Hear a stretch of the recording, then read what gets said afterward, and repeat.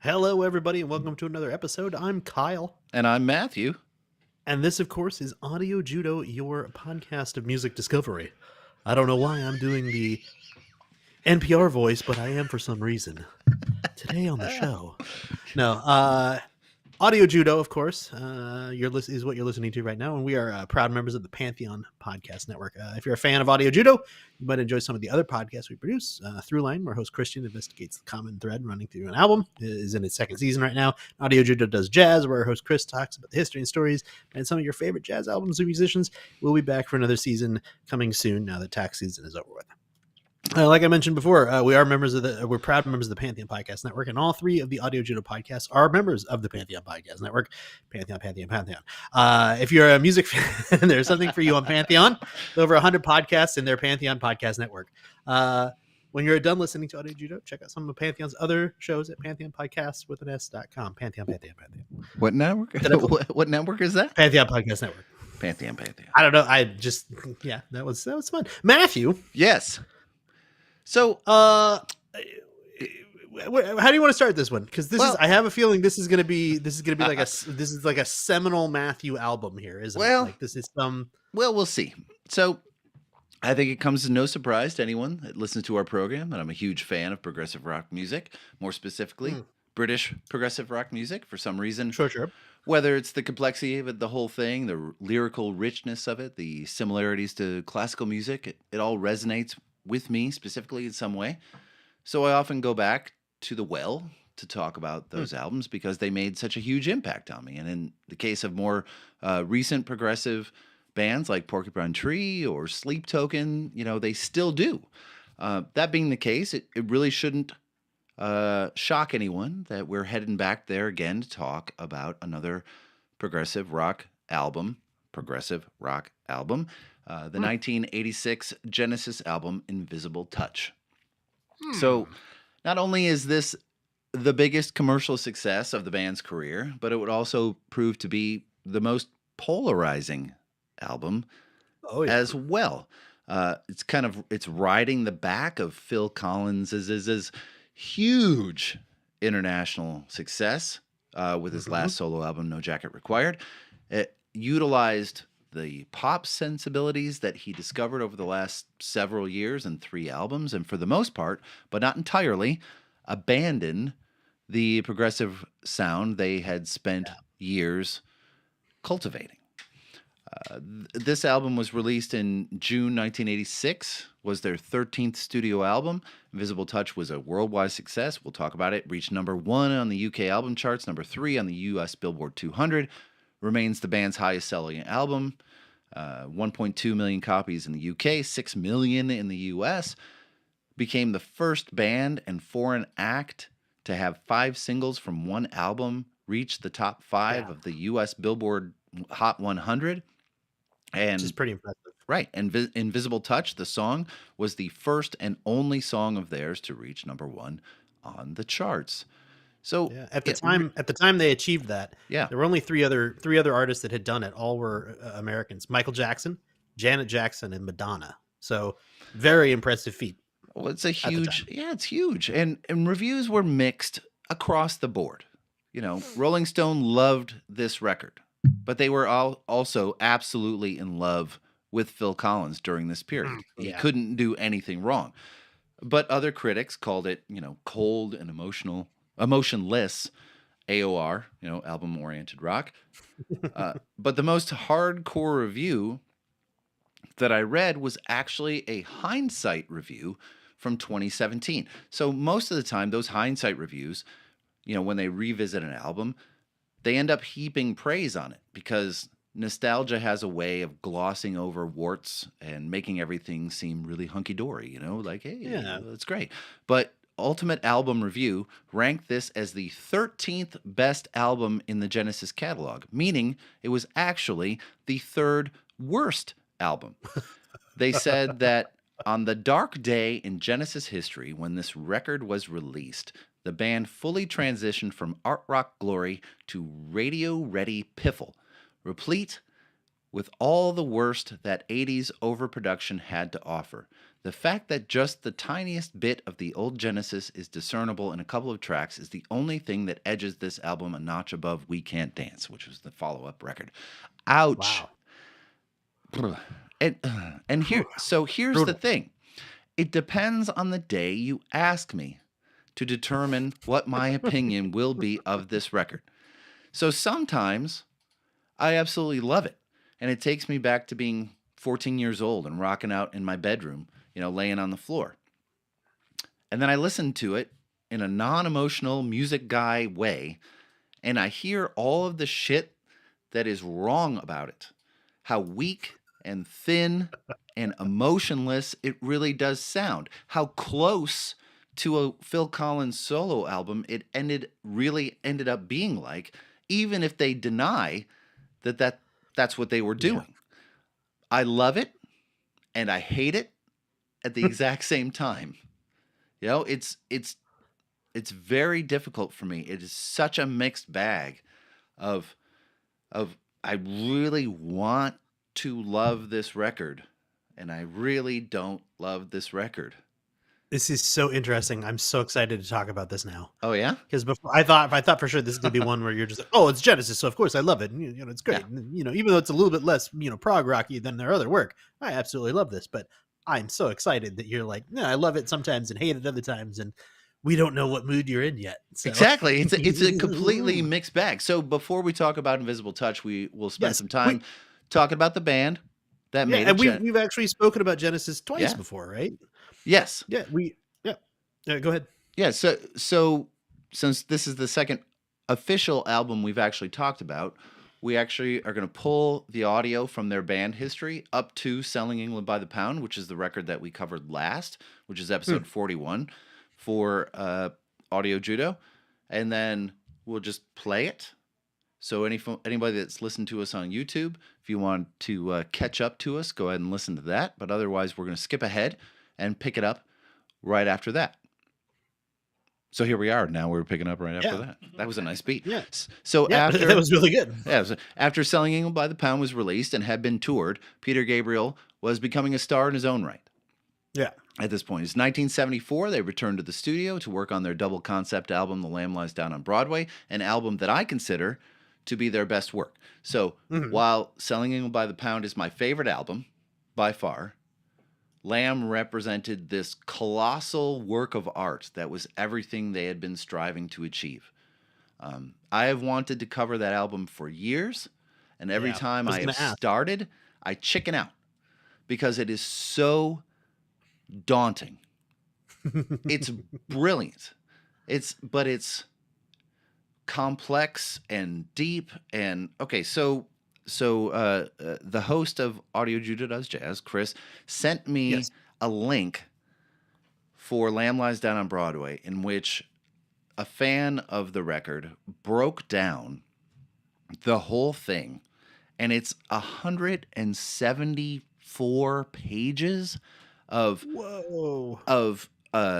symbolism and like everything that Gabriel talked about, and every reference and every musical reference, and the Daniel Lanois stuff and the Brian Eno stuff and every little bit, because it's so big. It's so big. Wow. And that's why I back off. Every time I'm like, that's the album I want to cover, I'm like, it's too much. It's too much. Like, I don't want, like, Randy will be like, at the 2.5 hour mark, Randy's going to be like, okay, fucking wrap it up. Let's go. This is some bullshit. And I'm like, we're out of storage. We're out of storage space. We got to change to a different SD card. Right. And I'm only halfway through. So, but it's so It's brilliant. But during the making of that album, it was becoming apparent that Peter Gabriel's ideas were outweighing the desires of the band. And midway through the tour for that album, he announced that he was leaving the band when the tour concluded. So that happened. The band. There was, I mean, Go ahead. he was also having a huge like problem in his personal life too. Oh, His big marriage time. was essentially falling apart. His wife had these huge complications from her pregnancy, and he was like, "Hey, I need to go spend some time with her." And the rest of Genesis was like, "No, maybe you don't. Like, we really need you here for this." And it became part of that conflict was just them constantly butting heads and him saying, you know, "Hey, I have a family. I need to go take care of them." But also, like you just said, that huge he had outgrown what he felt like he could do with the band. Oh, yeah. And it wasn't that they were bad musicians or anything of the sort, but just what he wanted to do was bigger than what the band was interested in doing at the time, and that was why he split. Right. Conceptually, he had bigger ideas. The band wanted to play, and he's like, "Well, I have 100 ideas," and they're like, "Well, we just kind of want to jam on this for a while." And he's like, "Yeah, but ideas." And so, yeah, it became a conflict, which is interesting in the scope of the band that you just brought up. You just talked about his personal life issues, and his wife was having issues, and he was having issues with his marriage. Yet, in a few minutes, we're going to see that it was fine for another member of the band to do exactly what he should have been able to do. So, so the band began an audition process to find a new lead singer. In the meantime, Steve Hackett was working on his first solo album, Voyage of the Acolyte, because he wasn't sure that the band was even going to continue at that point.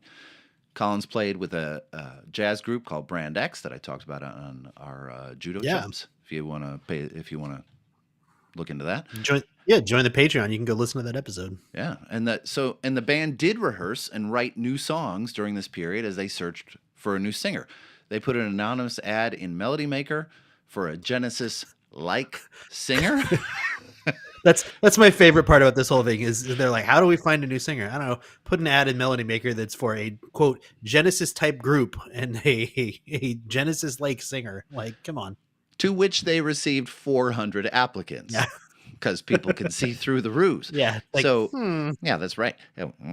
Collins selected some of them, began to teach them some of the new parts of the songs they had been developing. And they'd all been really frustrated with this whole process. And so Phil Collins decided, hey, let me go in and sing the new song, Squonk, from the new record. And the band absolutely loved it. So he sang on the rest of the songs as well as placeholders. Yeah. While they still searched for a lead singer. Well, that was kind of the original idea, right? Was he's like, why don't I just lay down all these vocal tracks? Yeah. And we can have them. They're ready to go. That way we can basically finish the album. And then when we pick a new singer, they can come into the studio and redo just the vocals. Everything else is ready to go. They can redo the vocals, and then we'll release that album. And then they didn't. Right. Yeah, he basically gave them a bed track to work off. So they had the vocal melodies while during the improvisational parts during Squonk and Trick of the Tail and stuff like that. And they're like, okay, cool. And then they didn't.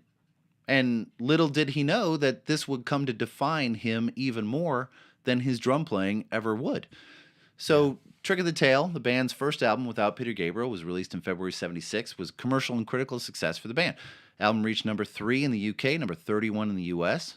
Title track was released as a single.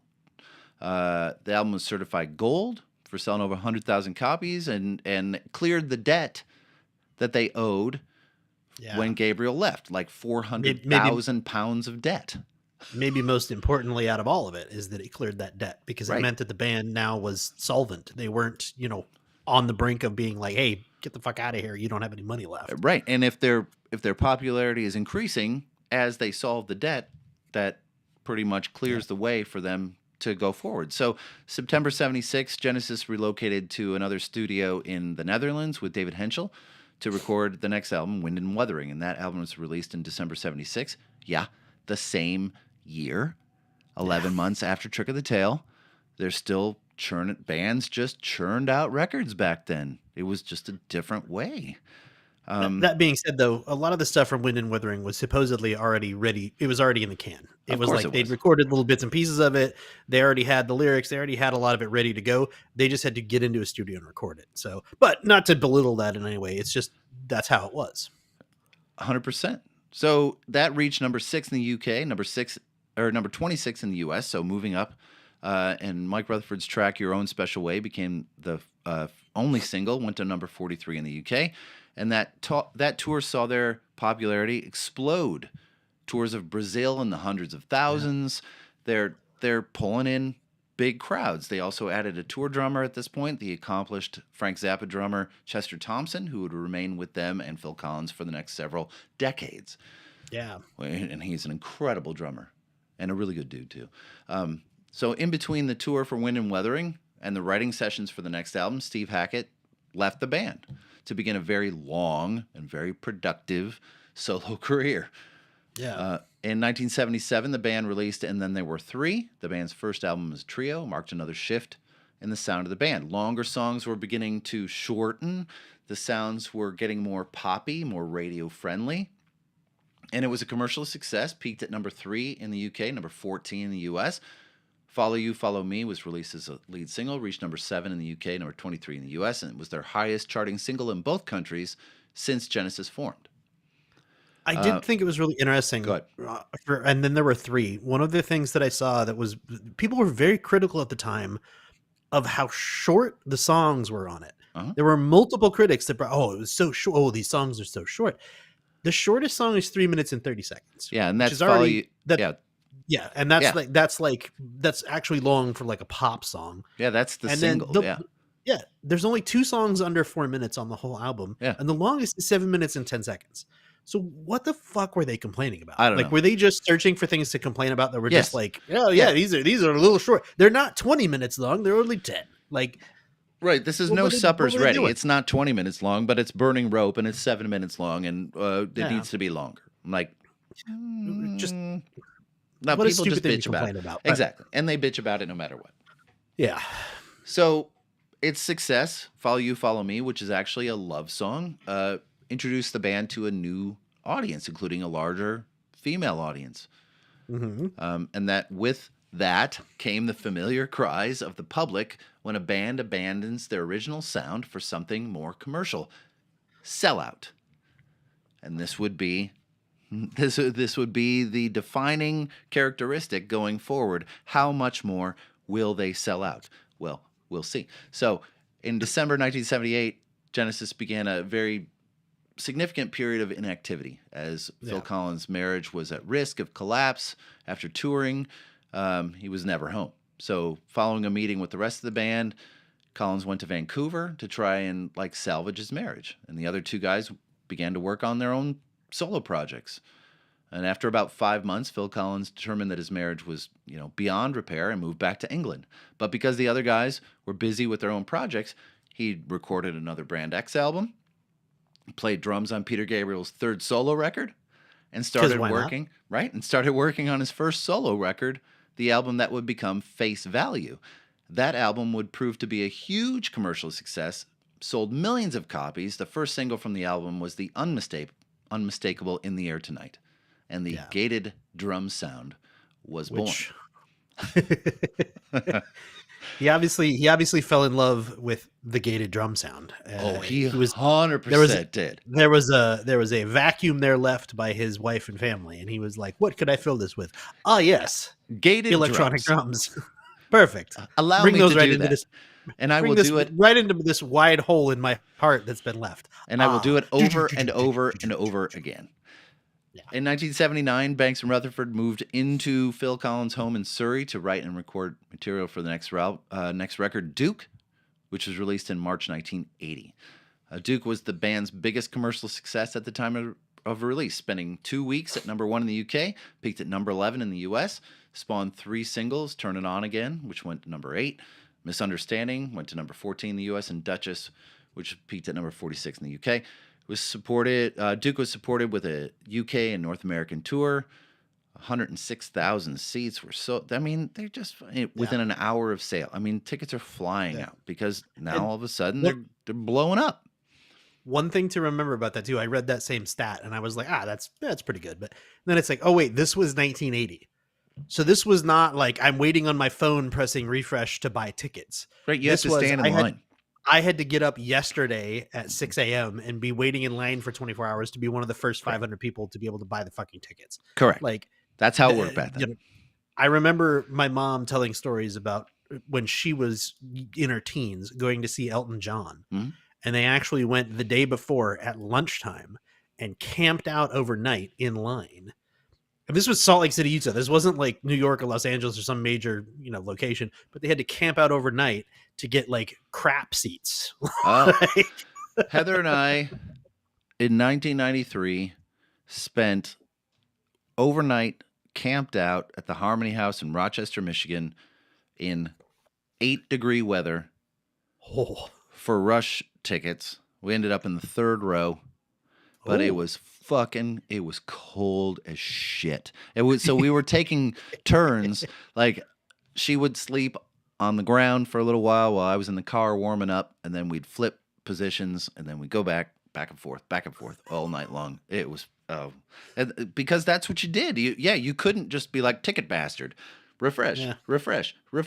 No, you had to actually go do. And before that, they were at like in the Hudson's or the Sears, the back of the department store. Like there was a ticket counter in the back of the department store. And you had to go back fucking there to get tickets. It was stupid. But that was kind of gone by the time I got there. But I know exactly what you're talking about because I've seen like pictures of it before. It's nuts. So anyway, they're getting more popular. The band then bought their own farmhouse out in the country and turned it into their own recording studio called The Farm. And the new environment, as it would, had a productive effect on the writing process as the band wrote enough for a double album, but they chucked an hour's worth of songs that sounded too familiar to their last album. So Banks said the band made an effort to keep melodies as simple as possible, which again signaled a change in their direction because they had been complex before, and now they're trying to simplify. And then the shift was underlined in its production when David Henschel, who had been their producer since 1975, since Trick of the Tail, was replaced by Hugh Padgham after Collins liked his production on face value and Gabriel's third solo album. He being the pioneer of the gated drum sound. And I don't think we can underestimate the influence overall over the next 7 or 8 years that Hugh Padgham had on Genesis as a band and even other bands like the Police. Go ahead. I can't remember what episode we talked about this previously. It might have been the other. Was it Ghost in the Machine? Okay. Yeah. Where we talked about Hugh Padgham, and he is the reason why that sound existed in the 1980s. It absolutely is. He pushed that sound. He sold it to other people. I mean, he made it work, and he's the reason that 80s muted drum sound exists. Yes, and for better or worse. So, well, yeah, for better or worse. I'm leaning towards worse. It's just he owned that sound. That sound, like, it was indicative of if you heard a record that had the sound on it, you didn't even have to know who was the producer. You knew who the producer was. You knew it was him. You can't underestimate the effect that he had going forward. So their next album, Abacab, was released in September. Abacab. There it is. You have to pronounce it like that, by the way. Sorry. Abacab. ABACAB, which is just the chord structure, but it really isn't. It was released in September 1981, reached number 1 in the UK, number 7 in the US. 3 singles from the album reached the top 40 in both countries. It was huge. It was supported with a tour of Europe, North America, ending with shows at Wembley Arena. So it was massive, and it marked the first use of the Verilight. Yeah, I was just about to say we got to bring up this absolutely nerdy because we're both too nerdy to not know this fact. This was the first tour that used what was called the Verilight, which there's still a company that's around, but it's the first tour that ever used like an electronic moving head light. Yeah. And they actually, the guys from Verilight is a UK company. They actually took some of the first generation of lights out to the farm and showed it to the band members. And they were so impressed by it. Not only did they use it on this tour, they all bought into the company. Yeah. So they invested in the company, and that company's still around today. They still make amazing moving lights. They're still, coming up with new technologies all the time. But like in live entertainment where Matthew and Randy and I all work, you see them all the time. They're like highly spec'd out still to this day in rock and roll tours. Every tour you can imagine uses a few of these at least, if not thousands in some cases. Can you imagine? In case of some shows we know, thousands. So can you imagine being like at the forefront of this? Like you're sitting and recording an album, and they bring this light in that basically has a brain of its own. It's like doing its own thing and can be programmed to do whatever. Yeah, like for a band that relies on so much visual. Yeah, this is a game changer, and it was a game changer for them in huge ways. So again, after the tour for Abacab, they took a break, and Collins released his second solo record, 1982's "Hello, I Must Be Going," which again, huge smash, number 2 in the U.S. Oh wait, sorry, number 2 in the U.K., number 8 in the U.S. He released 8 singles from the album, including "You Can't Hurry Love" and "I Don't Care Anymore," which is huge, sold millions, spurring increased sales of all the older Genesis albums, even if nobody understood what the hell was going on, and turned Collins into an even bigger star. Huge. It's just one step at a time. So work on the 12th Genesis album, Genesis, self-titled, began in March 83 with Hugh Padgham again returning as engineer. Not officially producer, but engineer. Yeah. And it was the first album written, recorded, and mixed at the farm. And Banks remembered the band, it was very scarce for musical ideas, and they felt like they were kind of stretching the material as far as they could. Released in October 83, Genesis went to number 1 in the UK, peaked at number 9 in the US, where it reached platinum by December that year. Went on to sell over 4 million copies. Yeah. Right? And once again, they took another break after the release and tour. And this time, they could not have even predicted the explosion that was about to happen. In 1985, Phil Collins released his third solo album, No Jacket Required. And the world would never be the same for him, for anyone related to Genesis. Yeah. In 2001, No Jacket Required was certified diamond for selling 12 million copies in the U.S. alone, 25 million copies worldwide, making it one of the best-selling albums of all time. It won 3 Grammy Awards, including Album of the Year. The tour had him perform 85 shows, culminated in a performance at both Live Aid shows in London and Philadelphia on the same day. Yeah, which you can't do anymore. Nope. Took the Concorde, flew back and forth. It was a watershed album, and an album that Collins grew to hate and loathe over time because, as he said, and I couldn't agree with him any more than I do, he wasn't him anymore. He was playing a character. Yeah. He was someone he thought people wanted him to be. This pop superstar. And he hated it. Still does. But it was massive. And the fallout was significant. And there was gonna be rippling effects without a doubt. So after all of the media onslaught that resulted from the No Jacket Required phenomenon, the band reconvened at the farm in October of 85 to start writing. Go ahead. You're not gonna mention the success of the other members of the band? Mike Rutherford obviously went and formed the band that everybody still remembers to this day, Mike and the Mechanics. But Living Years didn't come out for another 4 years. Bro. That's true. And Tony Banks did some film scores and released an album called Soundtracks. Which is apparently pieces of film scores. Yeah, and he also released a record that you probably didn't find on there called Bank Statement. That it did not. That okay. Bank Statement or Banks Statement? Bank Statement.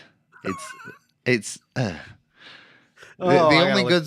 The only good song on that record is has vocals by Fish from Marillion. Oh, really? Yeah. Oh, cool. Okay. Which is the only reason I found it, because at that point I was in full Marillion mode and I'm like, ooh, what's this? And I'm like, Tony Banks and Fish, this has got to be good. I'm like, Oh, it's all one word too. bank statement. Bank statement. Is it like a blue and blue kind of cover, black and blue cover? Yeah. It's got like it's like weird rounded, like they look like musical. Oh no, Yeah. they're like receipts.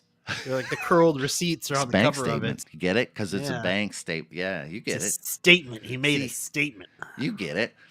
So they convened in October of '85 to start writing this album that we're going to talk about today, Invisisble Touch.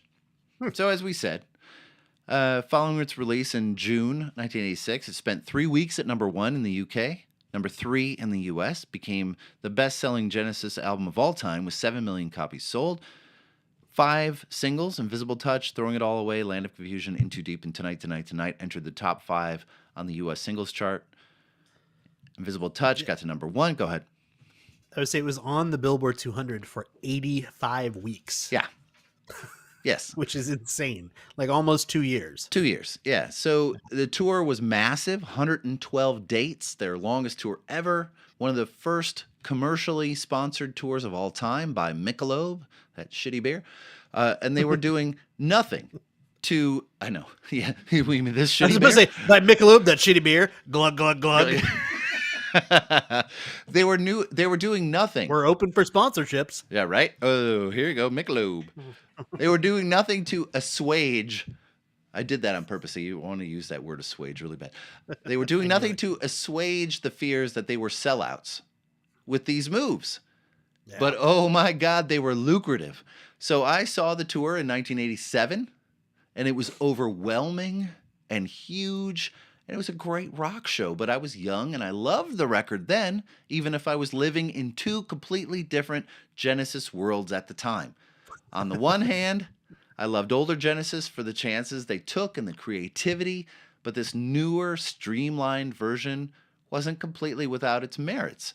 And now with the benefit of hindsight, it's easy to see the weaknesses and the overproduction and the reliance on sounds that Hugh Badgham developed and how thin and cold and mechanical it really is. Well, part of it too was, they were experimenting with these electronic instruments. Mm-hmm. And early 80s electronic instruments were very electronic. They had a very, they were very advanced for the time, but they were also very electronic. They weren't yet to that point where, like today, you could sit with a computer and make something that sounds exactly like a symphony. Yes. Right?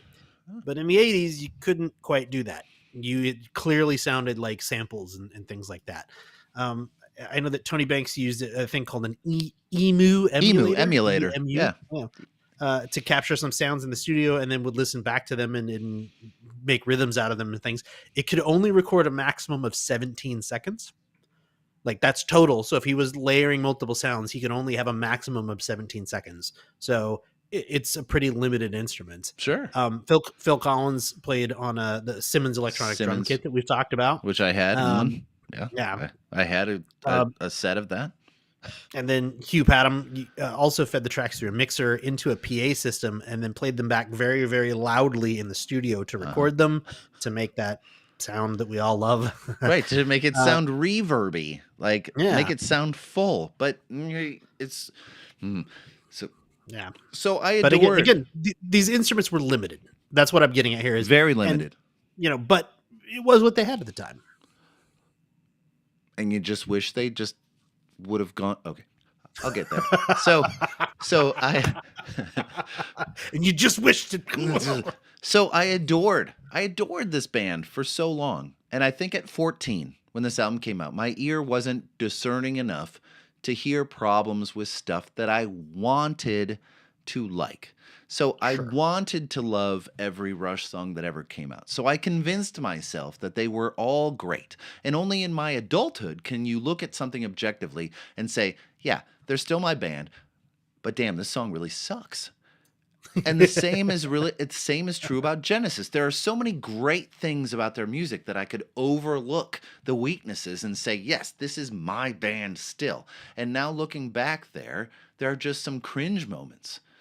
So while, yes, this is a huge album, I have mixed feelings about it to this day, even though I can sing along to every lyric and air drum, every single fucking awful electronic drum fill that takes place on this record.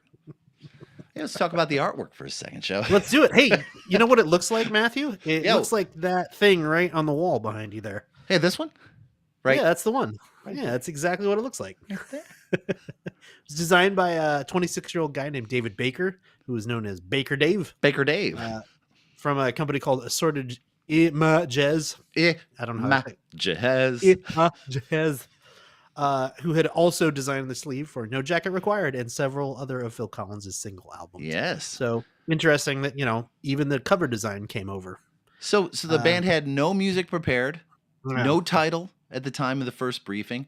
They wanted a design that combined the personality of each member and the outer sleeve to not contain a group photograph. So he did a bunch of rough designs, presented them to the band, by which point some music had been put down, the album's ideas had been, or the title had been agreed upon. He took the themes, produced 15 ideas, one of which is a graphical representation of how the inner ear takes in sound. That's terrible. So another was the image of a transparent hand, which all three members liked. And Baker used that with a schematic design of a sound wave pattern with an image, of a nuclear family in the background. Okay, here's the thing. Yeah. I have owned this album for 40 years.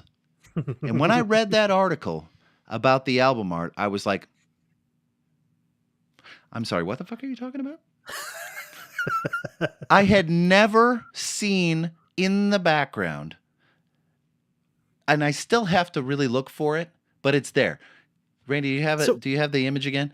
Like, Is it in the right- the silhouette of the hand? yeah, Or is it you can see behind the two circles. Those are the husband and the wife's heads, and then there's the bodies, and then there's three silhouettes of kids right there below them. Huh. I still have to look for it, but it's absolutely, I have probably stared at that album cover for hours in my bedroom when I was 14, 15 years old. I never saw that. And when I read that, I'm like, hold on. And I ran into the studio to pick up that cover off the wall and go, what are they talking about?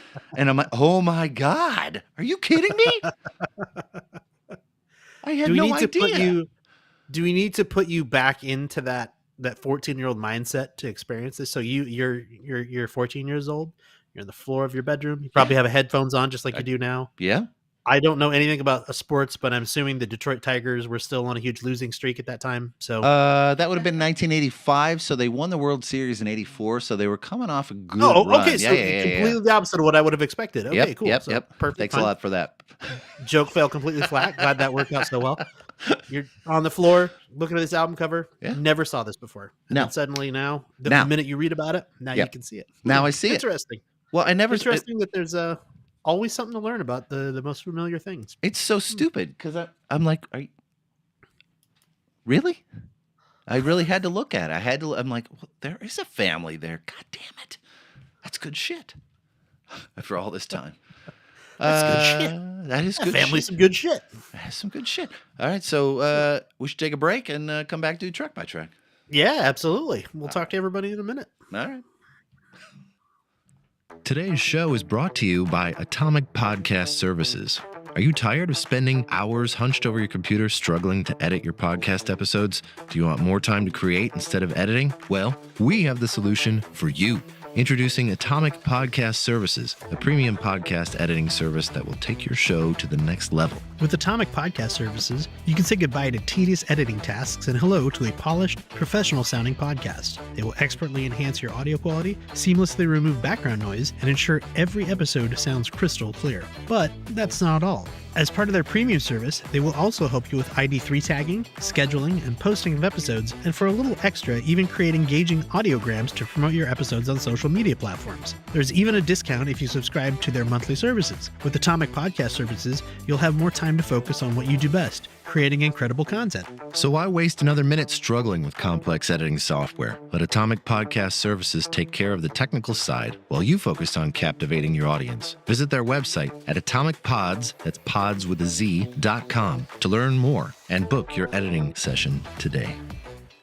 Hello, this is Matthew from Audio Judo. Are you looking for additional Audio Judo content? Stuff that will make you laugh with an emphasis on music? Then you need to subscribe to our Patreon page, and this is how you do it.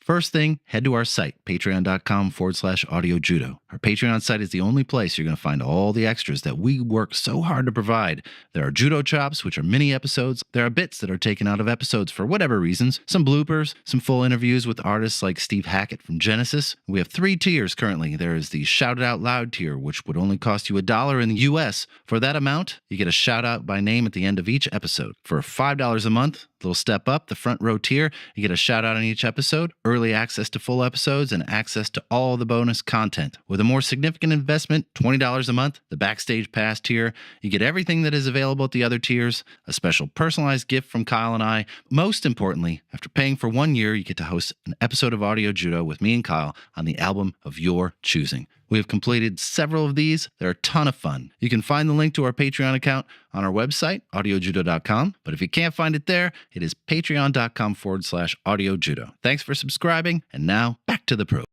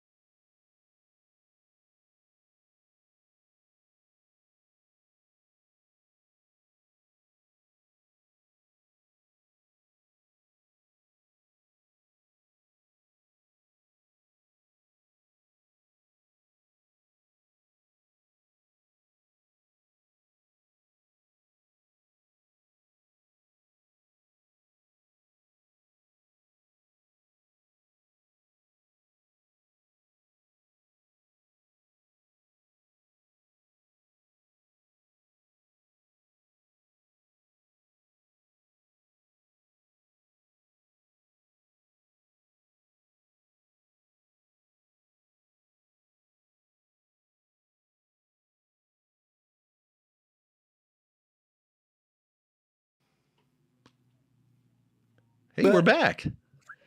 Invisible Touch, the song, not the album. I mean, the album, but yes. So, loved it then, don't know now. Oh, okay. This is a don't know. All right. Right. It's so poppy and happy and upbeat. And the last album was so dark with Mama and Home by the Sea. It was weird.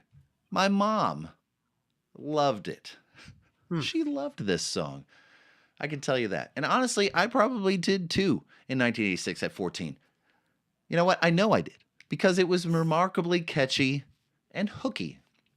And it just is. So this was the first single off the album, would become their first and only #1 single, although Collins would have many more as a solo artist. It was written as a group with lyrics by Phil Collins. He said the lyrics are about a woman who holds power over the singer. He desires her even though he feels there is something sinister about her. Didn't get that. He did also later say that large chunks of the lyrics were about his first wife, Andrea Bertoli. Correct. He was married to from 1975 to 1980. So could have been one of those things where at the time it was still too close, and he was like, I don't want to, you know. Well, and it seems that relationship really hung with him. So they were divorced in 1980. Like you said, his first solo album, Face Value, was written kind of in the ashes of that marriage.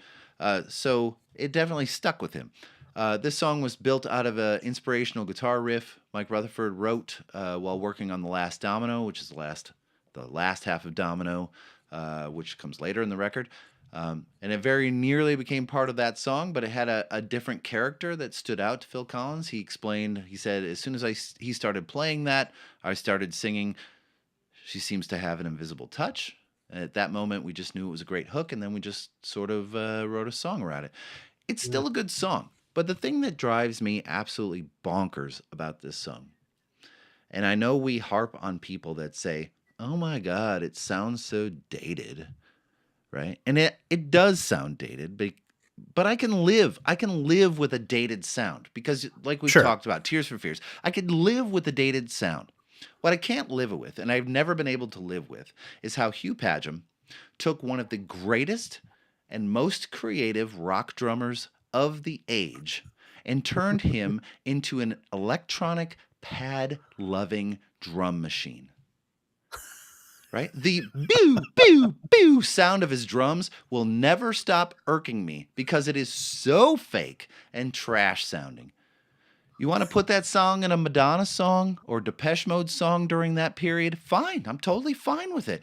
But take an organic band that Genesis was and slowly creep them into a band that so embraced technology that they completely lost their melodic and musical soul. No, sir. And it sounds like this.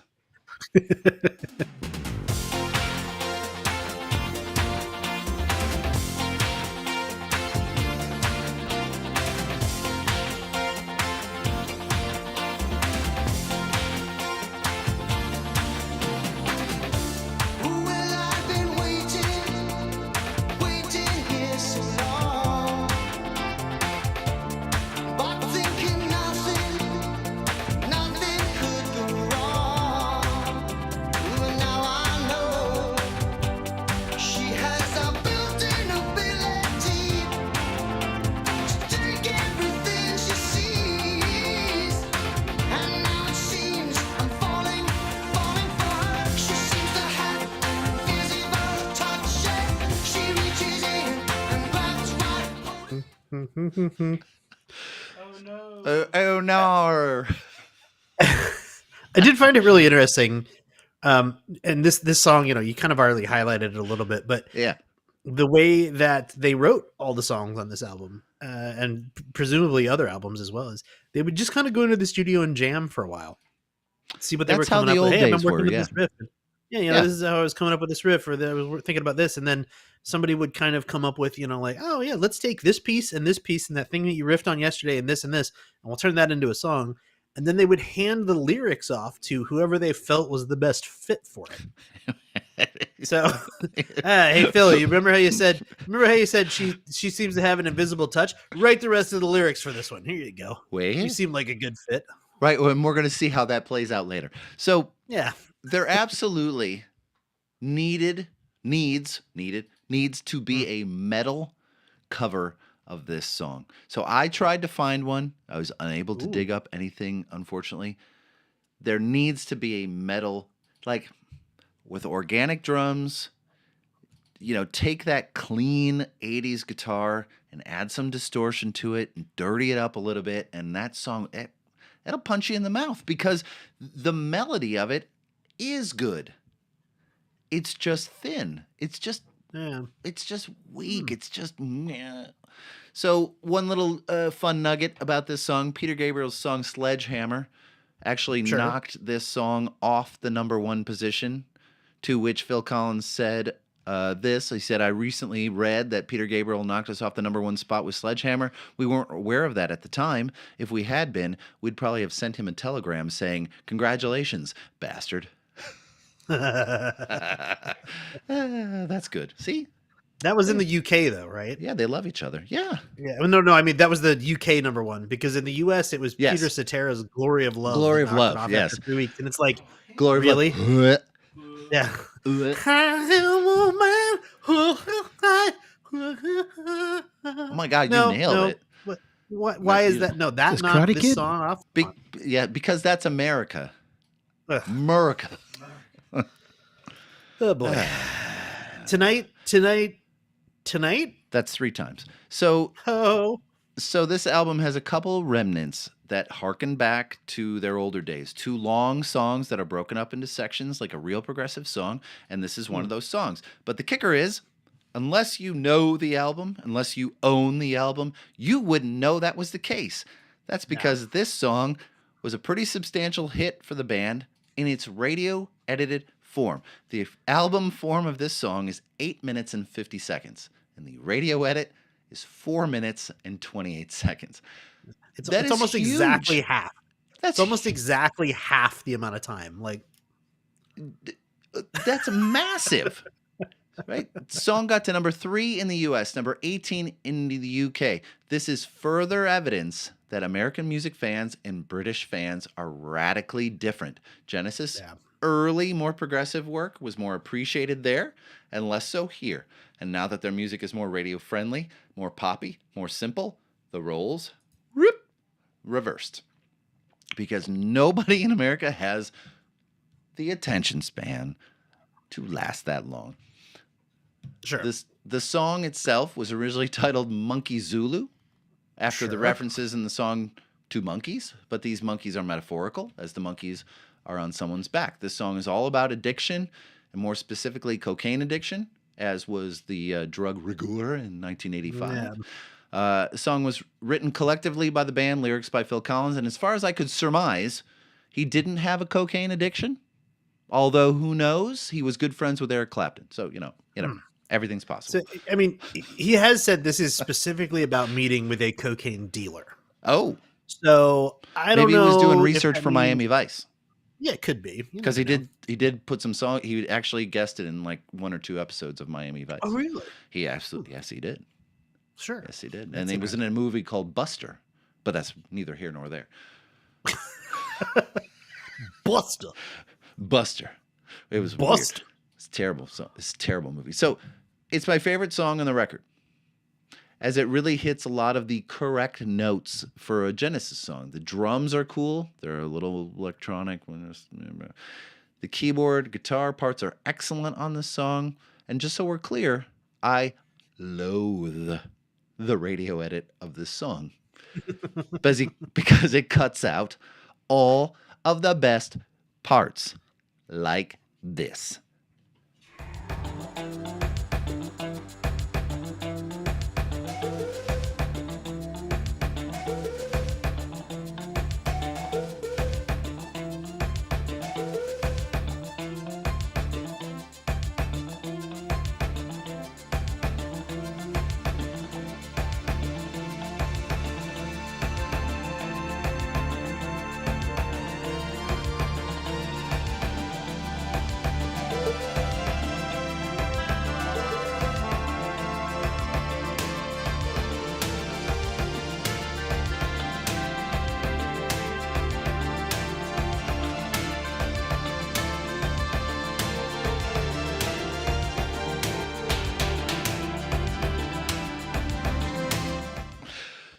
So you're wondering, sitting there at home, listening to this episode, what song was that?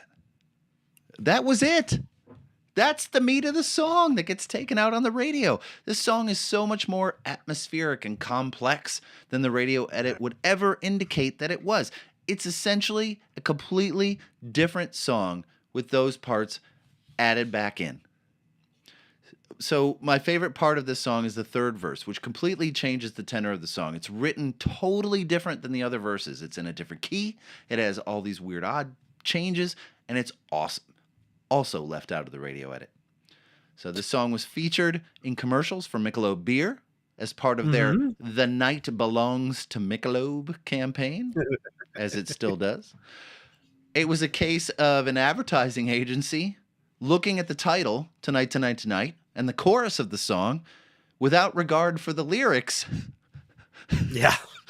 Which are depressing and about cocaine. So. I know this song is all about addiction and scrambling for a fix and trying to meet your dealer, but we should totally use it for a shitty watered down piss beer, right? Who's with me? Anybody? Anybody in this room with me? Right? Sounds like we should do this.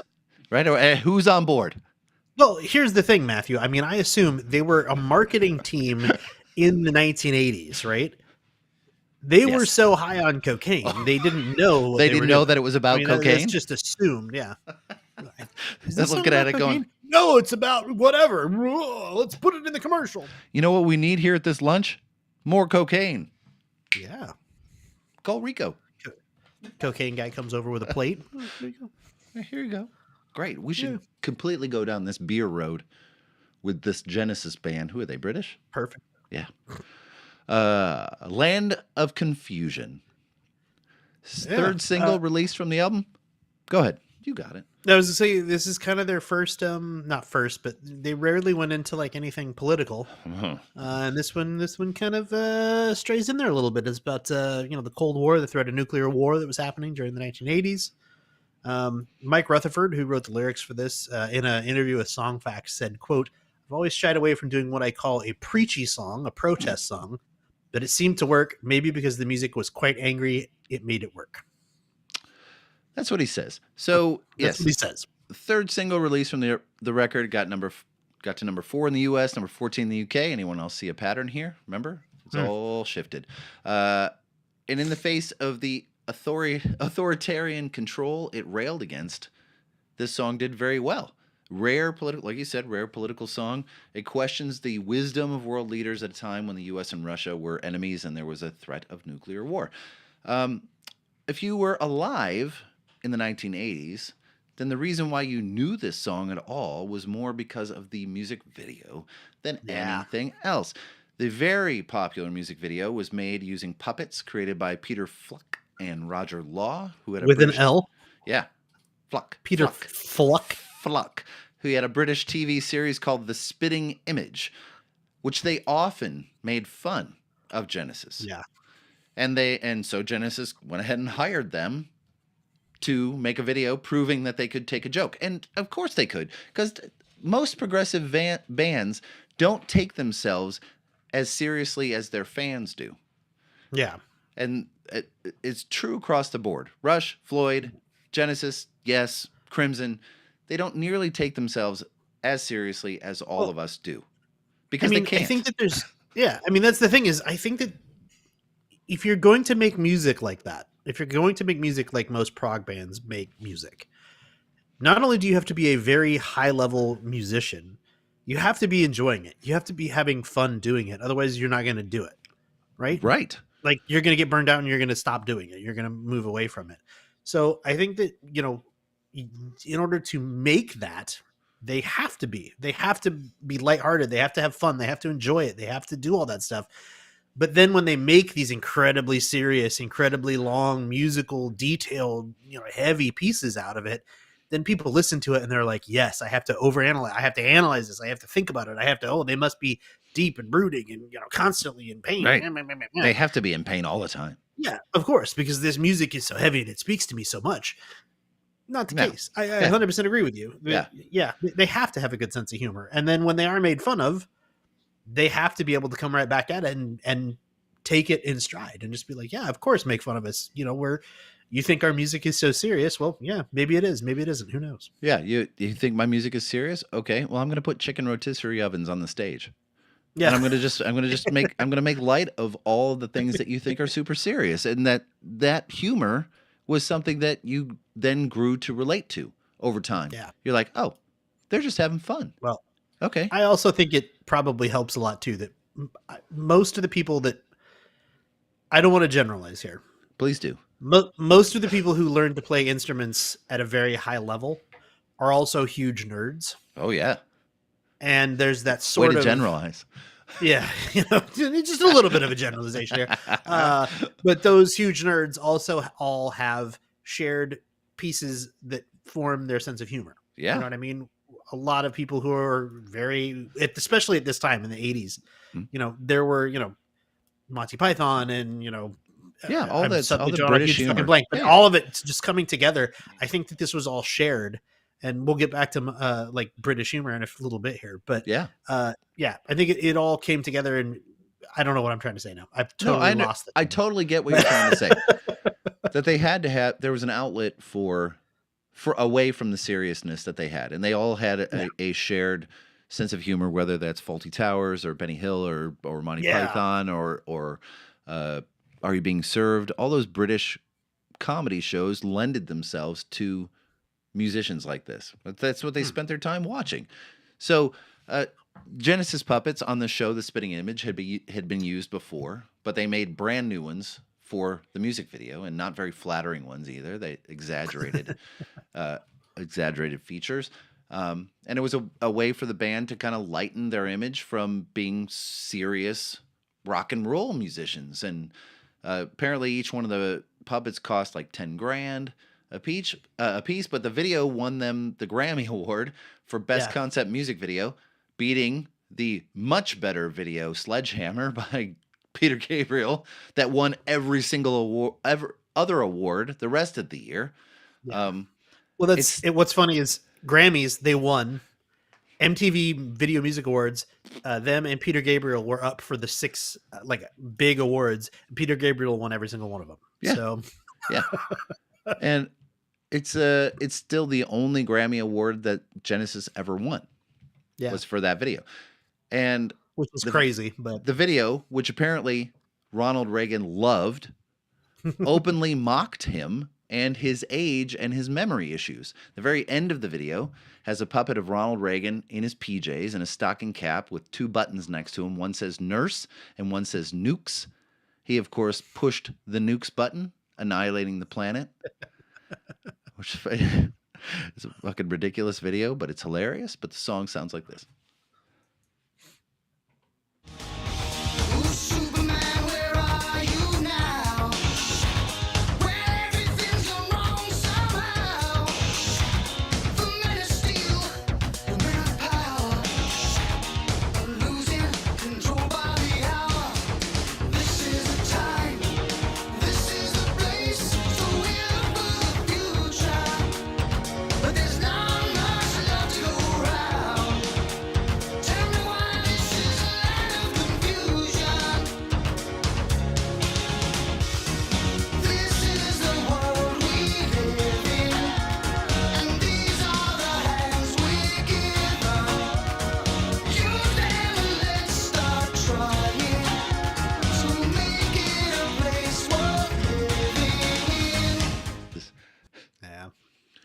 So Mike Rutherford, who wrote the lyrics to this song, claims that he wrote the lyrics in a fever dream. So time was coming for Phil to record the vocals for this song. Everything else had been recorded already. Mike hadn't written anything yet. And he was sick as a fucking dog in bed with the flu. And Phil came over and said, I need some lyrics. And he was determined to kind of wring something out of him. So he just sat at the foot of the bed and waited. And waited and waited. And Mike eventually just started writing about nuclear war and destruction, something like out of a dream, because he was like hallucinating. And that's what Phil eventually crafted into the lyrics for this song. I absolutely love that. Like, I don't know. Go away. No, I need lyrics. No, go away. Look, no, I'm not leaving until I've got lyrics. All right. Well, it says the nuclear button, and then there's a war, and it's bad, and okay, I'm writing it down. Keep going. Ooh, Ronnie. Oh, Ron Reagan. Oh, yeah, I can write something about that. In Too Deep. Never heard that before. So this is where the album gets a little weird for me, right? The first 3 songs, they're good songs. Not my favorite Genesis songs by any stretch, but adequate songs. Better than most of We Can't Dance, which is the next album. But this song just screams a few things at me. One, it screams 80s movie montage. Yes. Right? And that's what it was used for, right? The song was written by the whole band. The lyrics were written by Phil Collins, and it was used in the movie Mona Lisa with Bob Hoskins. 2, the song absolutely is a Phil Collins solo song. And I don't care how many times I hear or read that the whole band was involved in it. Maybe they were, but this was a Phil Collins leftover masquerading as a Genesis song. And that bugs me. It bugs me because it's so clearly what it is. There's no way around this. I'm sorry. There just isn't. Yeah. I mean, even if it wasn't made that way originally, it morphed into that. You know what I mean? Like, it could have been like, oh yeah, we're gonna take these 5 or 6 parts and make a song out of it. Let's get rid of this one and put this one. Let's get rid of that one, put that one, and then these, and then there's just like one little like left in there from the original, and everything else is completely like. new. See, that's what made it Genesis, right there. It see just that? happens to line up with something Phil Collins had already done. Right, it goes like that's the Genesis guy. Mike did that. Mike did that. It was the second single from the LP in the UK, 5th in the US.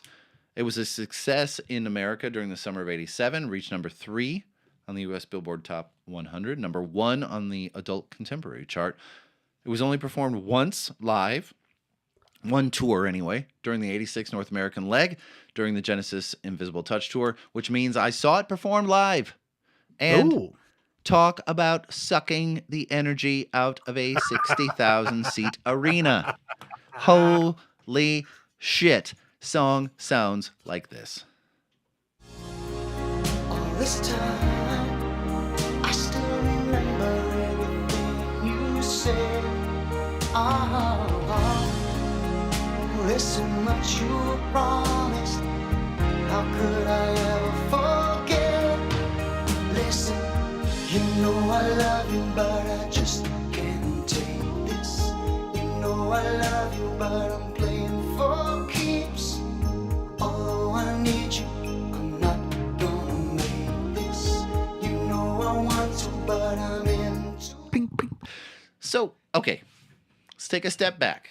52-year-old man, take a step back. Fine.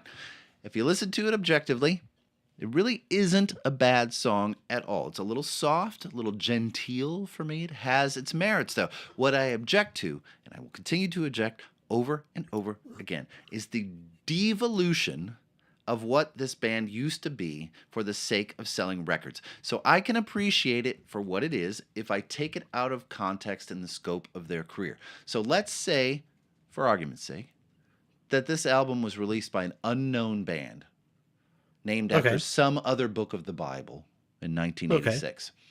First, we probably wouldn't be talking about it today. But I think I would have liked it more because it is the absolute squandering of this great musical talent that makes me so upset. The amazing music they could have made had they stuck to their guns and not just cashed in. It's not like they weren't already rich before. They didn't need more money, but they certainly got it after this. And it's just depressing to me because it's so weak. And don't get me wrong. So they made ballads before this.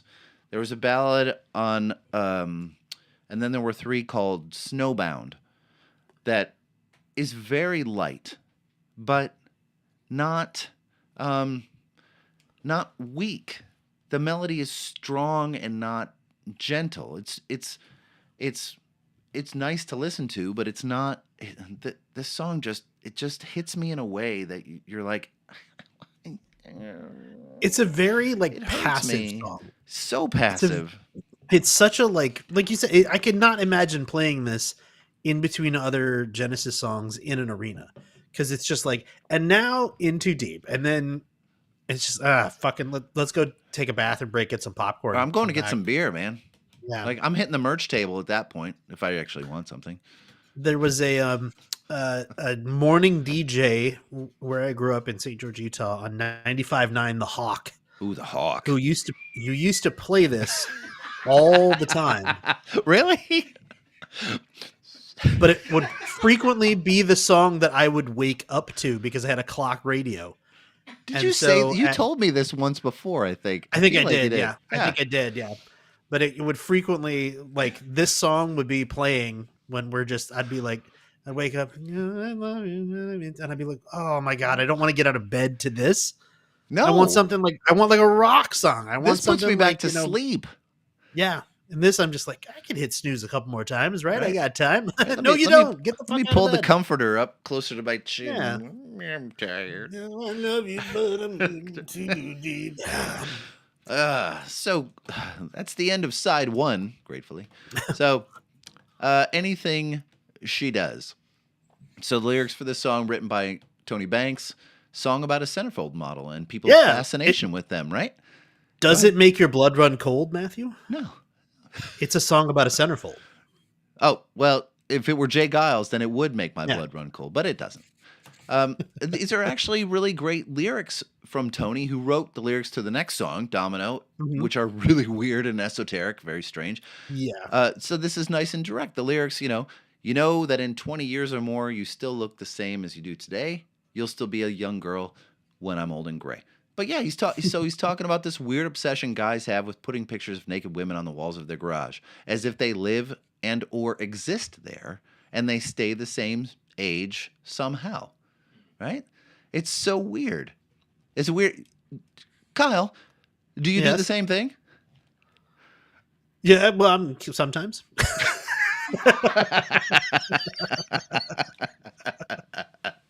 No, not no, you really. don't? No, Oh. there are not. Surprisingly, no, there are not gay pinups all over my walls. What? I know you would have never guessed, right? No, I don't It's actually understand. just off camera. Just off camera. It's all nudes. It's like The Idris whole house Elba. is just- Idris Elba on yeah. that side. Exactly. It's just the whole house is just plastered with nudes. Makes But sense. except this one spot right behind where the camera shot is. Totally So makes sense. all Well, of these movies are actually porn. right? So, If you're a guy, I mean, isn't that what you're supposed to do? Anyway, so the song brims, with 80s energy. It's punctuated by these horn cues all over the place. So while Genesis and Phil Collins had this propensity for using the Phoenix horns from Earth, Wind, and Fire, the song is no different. However, the horn section recorded with the band was for a song called Paper Late, which was on their record 3 Sides Live. 3 sides were live. One side was all new songs, which I absolutely loved. It's a great record. Bands were looking for something to use in this song. Banks was, and he found a piece of tape from those sessions that was unused. So he sampled it into his emulator and used it in the song. So while it is technically the Phoenix horns, it really isn't the Phoenix horns. And it sounds like this.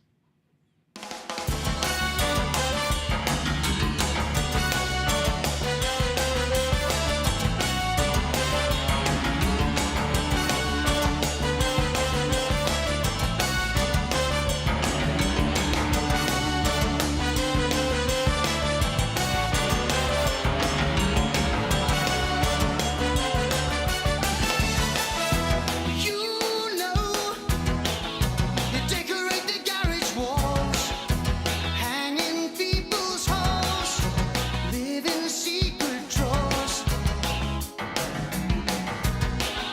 If you could look around you, I wonder what you'd see.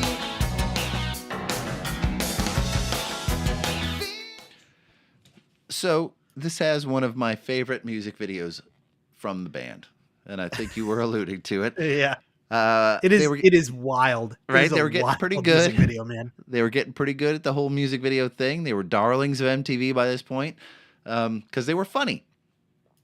So this video was produced by Paul Flattery and directed by Jim Yukich and features British comic Benny Hill doing his Fred Scuttle character Yeah. as a bumbling security guard who many fans sneak past to get backstage while the band rehearses.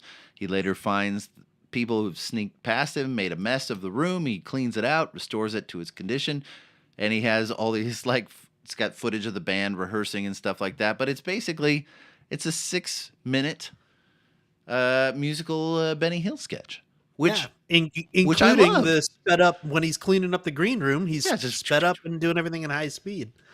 It So I also grew- features, Go to go ahead. back to the theme of this, Yeah. it features two what are called page 3 girls, Maria Whitaker and Suzanne Mizzi.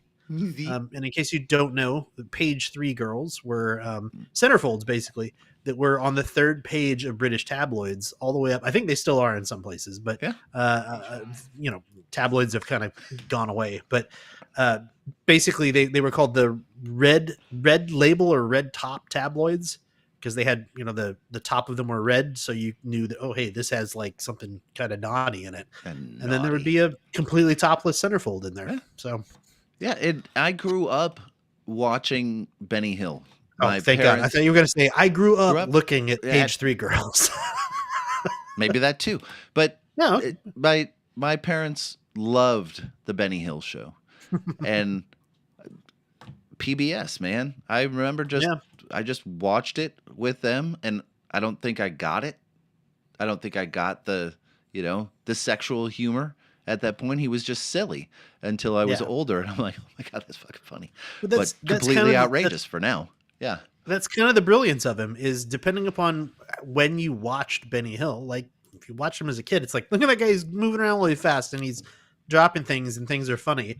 And then you watch him as a teenager and you're like, oh, actually this is like a little bit dirty. He's a little bit of a dirty old man. And then you watch him as an adult and you're like, oh, this is actually incredibly like, okay, yeah, there's a lot really of like dirty.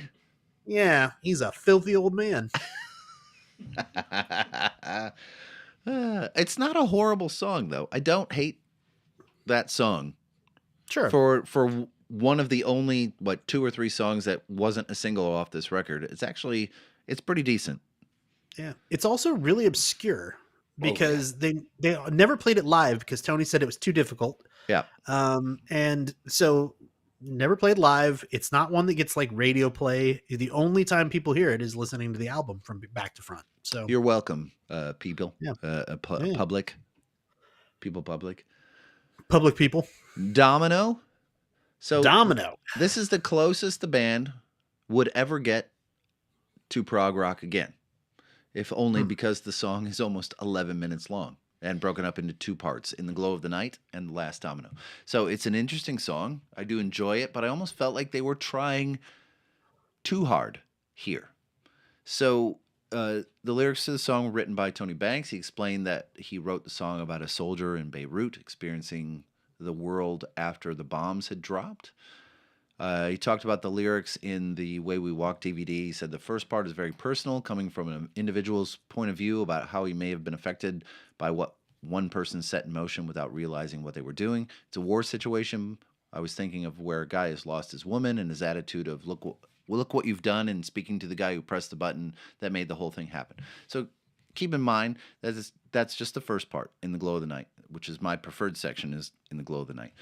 The lyrics are, sheets of double glazing help to keep outside the night. Only foreign city sirens can cut through. Nylon sheets and blankets help to minimize the cold, but they can't keep out the chilling sounds. Will a nightmare soon give way to dreaming that she is here with me? So these are really great lyrics.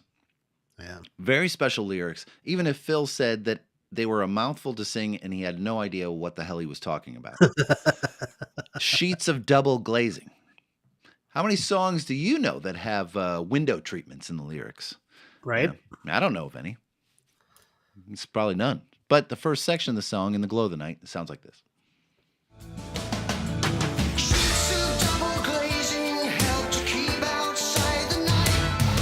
Only foreign city sirens can cut through. Nylon sheets and blankets help to minimize the cold, but they can't keep out the chilling sounds. Will the nightmare soon give way to dreaming that she is here with me? Here in the glow of the night, do you know what you have done? Well, do you know what you've begun? Do you see we shall never be together again? So this the second section, it's a longer section. It's also a stranger section. Banks said this about it. He said it's a different approach. It's more surreal, has a nightmarish quality to it. The domino itself is the idea that there's nothing you can do if you're next in line. It sounds good when it's sung, and it's also a good image. I agree. Yeah. It's a very good image, but what is the image? Just a domino falling? How does it relate to the first part of the song? So this is my problem with this whole song. Well, I think it's fine for the record. 11 minutes. It's a long time. But you got 2 songs here. Both could have stood alone. Yeah. And you decided to make one long song. Maybe to fill that prog sense they still had. But to me, it's 2 distinctly different songs with nothing holding them together. And so we're clear about this. He didn't think so either. He explained the genesis of the Genesis song. He said, Mike played a guitar riff, and if Mike's fairly static on a simple little riff, it gives me a chance to play any chord I like, and I just played every chord that would fit over that riff. Put them in a certain kind of order, and you get a certain kind of result. The 2 halves were not the same song originally. The second half developed out of a jam that we called Hawkwind because it reminded us of the English group who used to make a lot of psychedelic jams. Hawkwind's on my album, it's on my wall back here. It was just keeping a thing going in the bass and making funny noises on the top. It's an excuse to use these horror film chord sequences that I always like. Not so much dramatic as melodramatic. See, and the fact that he openly says these are two different songs, then why did you put them together? Like, what's the reason? Because In the Glow of the Night, as it stands by itself, could have been a single. Because it's a good enough song that you could have just made that a single. But I don't understand why you jammed those two together. To me, it's weird. But The Last Domino sounds like this.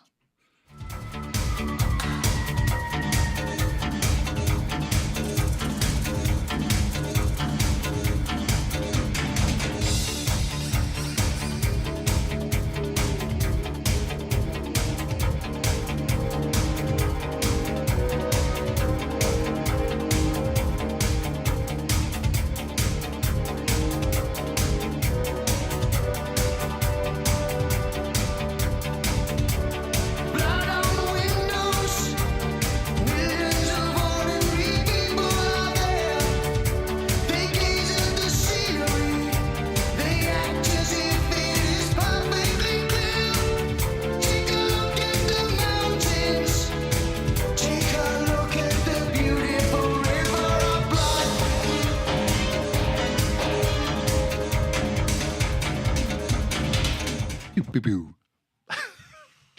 Pew, pew, pew, pew, pew, pew, pew. What do you have to say about that, Kyle? I don't know, man. Like this is I 100% agree that this is them. Like these could have just been two separate songs, and there would be no question whatsoever that nobody would ever question. Like, oh yeah, there's two. There's the Glow of the Night and the Last Domino. There's two songs on this album, but the fact that they included them and there's part 1 and part 2 on the album cover and everything, it immediately makes you think like, oh, like this is back to their proggy roots, right? Okay, Epic. but then it's not. No. There's nothing relating these two together. Whether Tony's saying, "Oh, it's from a dream I had, and it's about a Beirut hotel room. I mean, this guy is sleeping and all this stuff," but like, is it? No. Is it really? Like, even in the lyrics, I don't get much of that story out of it, and it's not like it's a continuous story of like, oh, but before In the Glow of the Night, it was like his last night before he had to go fight in the war, and then that's the change in the song or something. But none of that comes through. Right. And I'm a true progressive rock fan, and I'm speaking to progressive rock fans out there, and I know you're listening. There's no thread that holds this together. You guys know Supper's Ready, Musical Box, those Genesis classics. You know that there is something that holds those songs together for 17 minutes. Whether they come back to a theme, whether there's a sound that relates to one sound, whether there's a lyrical moment that calls back from one part of the song to the other, it's there. This song doesn't do that. It doesn't. They're two distinctly different parts. Yeah. And that's what, like, don't, I know you want to be a progressive band at this point, but you're at 1986 at this point, Genesis, you are a pop band. And that's what you're So I guess here's the big question then. Do you think they knew that and did it specifically so that people would pick up the album, flip it over and be like, oh, sweet, there's a two-parter. They must be going back to it as like Yes. 100% of a marketing thing. Yes. Or do you think they did this really believing that like, oh yeah, this will hold its own? And then No. you think No, it's 100% marketing bullshit? Yes. Wow. Yeah, I do. And I'm that pessimistic. I am. Wow. I know. It's hard to believe, but it's true. Throw it all away. Throwing it all away. That's what I'm doing right now. Is what you're going to do to this album. Just gonna now chuck that it it's now off that we the know all wall. this. Off the wall. This one right here. Right here. Beep, beep, boop. Right there. Gone. Get it right out the window. So this was the second single from the album in the United States. Reached number 4 on the top 100 and number 1 on the adult contemporary chart. It was the last single released in the UK. Reached number 22. And I'm torn. I kind of love this song, even though it strays into soft rock land that they were seeming to really inhabit by this point. Lyrics and riff were written by Mike Rutherford, and it does lean hard into a Mike and the Mechanics song. Yeah, it does. But I still do love it, and I'm not sure entirely why. I love it. There's just a melodic sense to it that is really good. I don't know if it's because I spent so much time at the dentist office and this used to play all the time around that time, and I just listened to it so fucking much. But I did love it, and for me, it has the best lyrical moment on the record, which is written by Mike Rutherford. The lyrics to this song: "Who will light up the darkness? Who will hold your hand? Who will find you the answers when you don't understand? Why should I have to be the one who has to convince you? Because you know I know, baby, that I don't want to go." It's solid work, Yeah. and they should have let him write more lyrics because Absolutely. it's really good stuff, and it sounds like this. Now who will light up the darkness, and who will hold your hand? Who will find you the answers when you don't understand? Why should I have to be the one who has to convince you? 'Cause you know I know, baby, that I don't wanna go. Now someday you will be sorry, someday when you're free, memories will remind you that our love was meant to be. But late at night when you call my name, the only sound you'll hear is the sound of your voice calling after me. Right, it does sound. Randy pointed out while we were listening to that track that it sounds a lot like a Steve Winwood song during that same period, during the Valerie period and all that, when Steve Winwood was huge. And it's a good song. It's a really good song. It's a really good love song. I could do without the woo, which is at the very end of the song, which softens it a little bit more, makes it sound even more like a Phil Collins song, which I'm like, okay. That very, like, the last 45 seconds of it, I'm like, I can cut that out.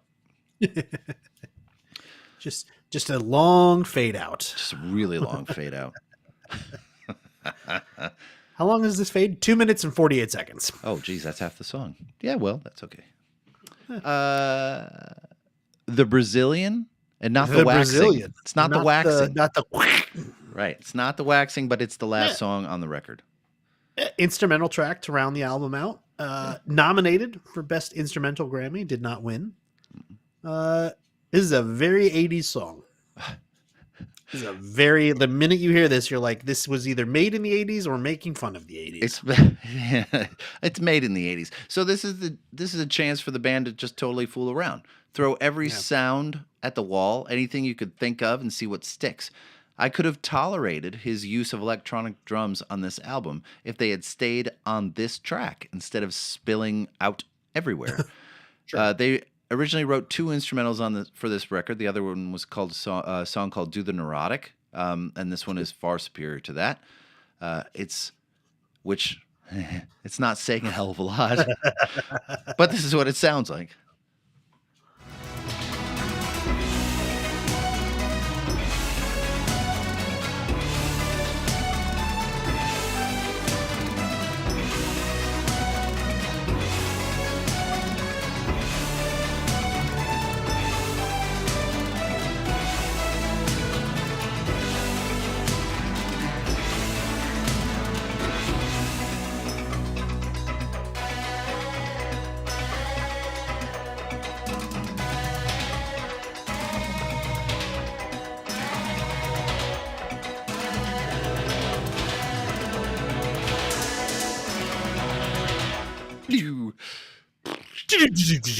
That's all it is.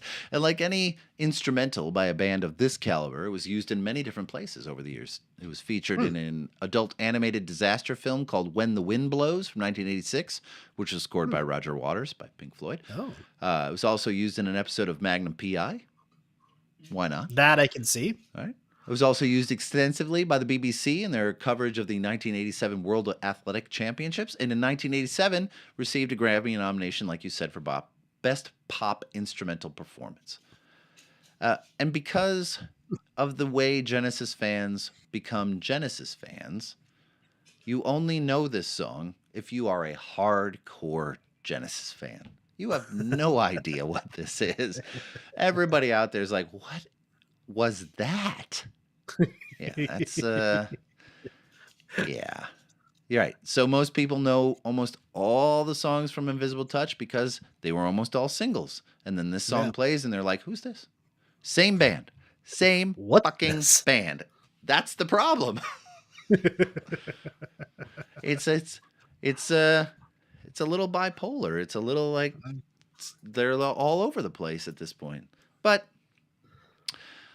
it's still on my wall. Yeah. It's still an important I record. mean, obviously, it's got that place of it's not only is it on your wall, it's right over my shoulder. in that spot where it's always in the camera shot. Yeah, it's just like Ghost in the Machine's always in this one. Yeah. Right there. And Mammoth And this is WV8 also a Genesis record, right? Oh, wait, this one. No, this one. This one. Right that here. one, yeah. Trick of the Tail, right there. Yeah. And Lamb Lies Down on Broadway is right. Yeah, it's right there. Here. Yeah. What is it immediately right behind you? This one? The one that's always blocked. Yeah. The blue one? No, the one below that. This one? Yeah. That's Neil Young's Harvest Moon. Ah, okay.